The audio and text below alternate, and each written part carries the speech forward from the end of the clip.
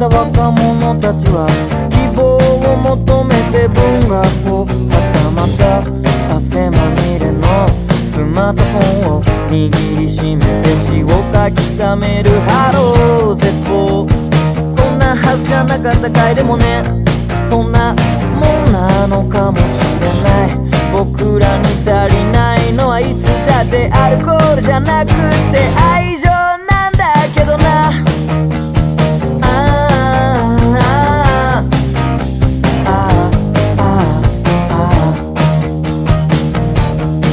全てを捧げた大事な恋は時間をかけて砂になった。いつかはもしかしたら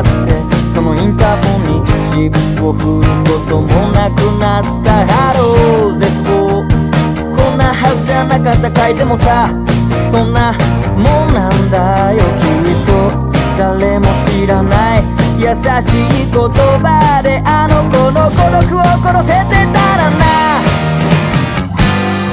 夜を越えるための歌が知らないように、手首からもう涙が流れないように、無駄な話をしよう。飽きるまでのもう僕らは美しい。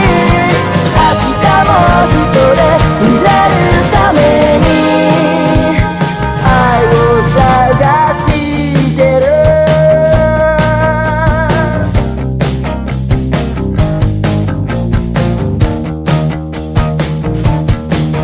ハロー絶望、その足でちゃんと立ってるかい。無理にでたらめにしなくてもいいんだぜ。